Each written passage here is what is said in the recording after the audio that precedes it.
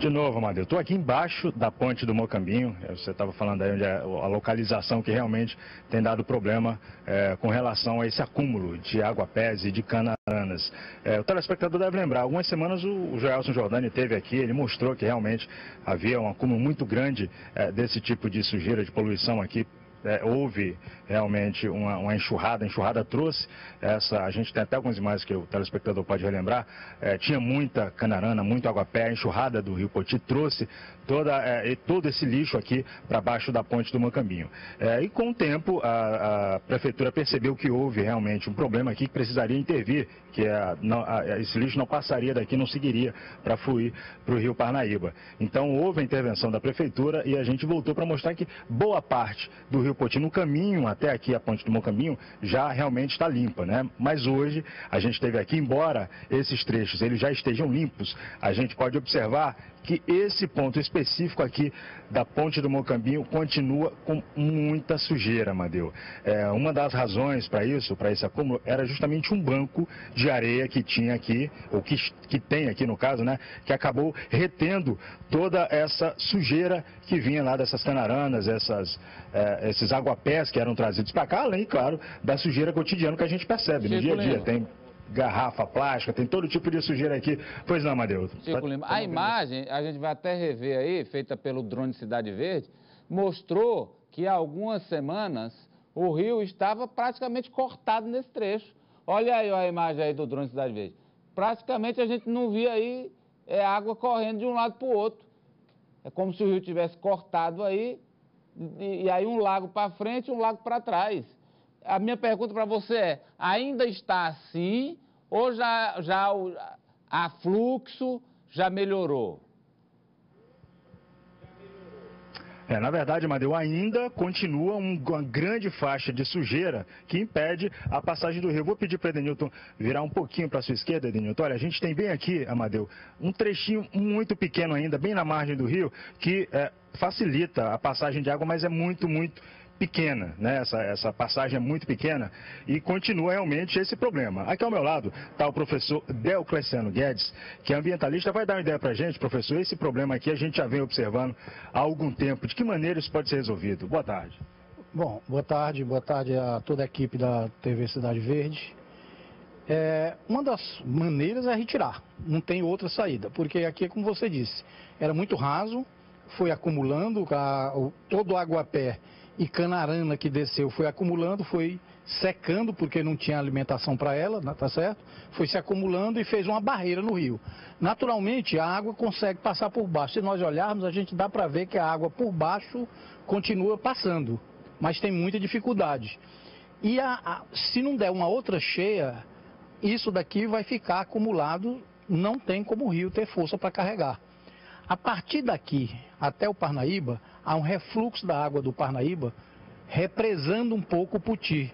E o Poti perde a sua capacidade de se autolimpar. Tá certo? Então, por isso é necessária a intervenção. É necessária a intervenção, limpar essas colunas que tem aqui de sustentação da ponte.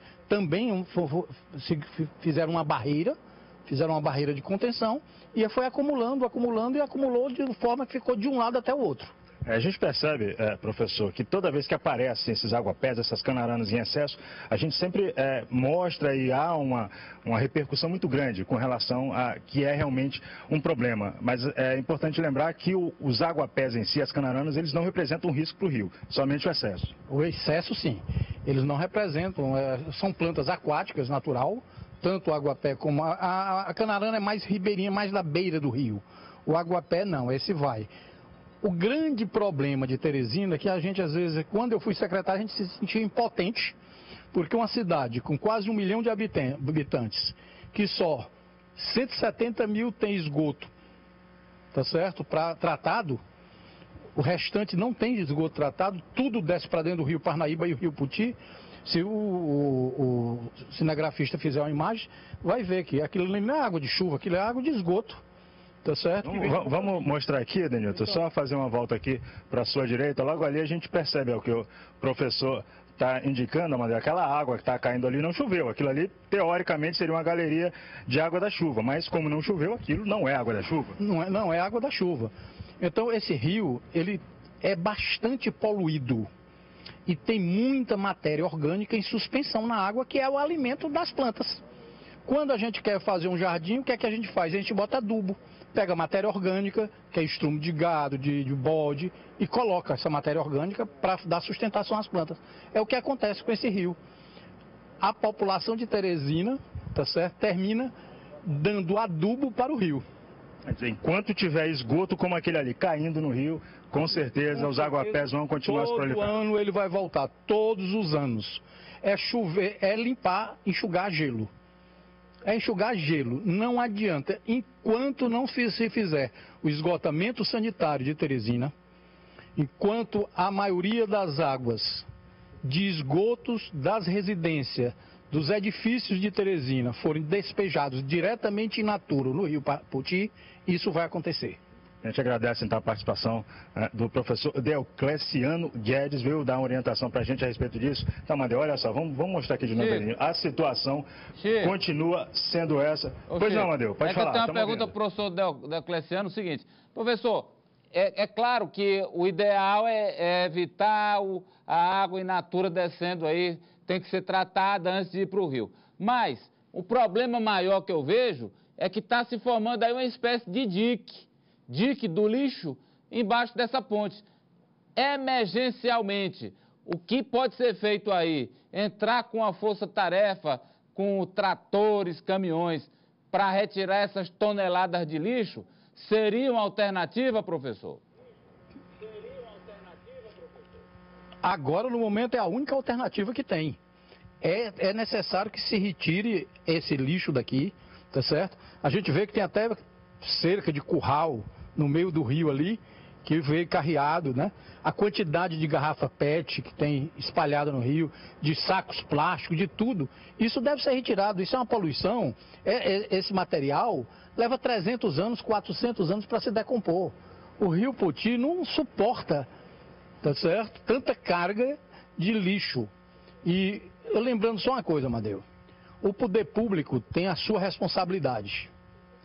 Mas o que eu gosto também das reportagens que vocês fazem, principalmente agora com a questão da dengue, é vocês alertarem a população para ser mais consciente dos problemas. Tá certo? Cidade limpa, cidade verde.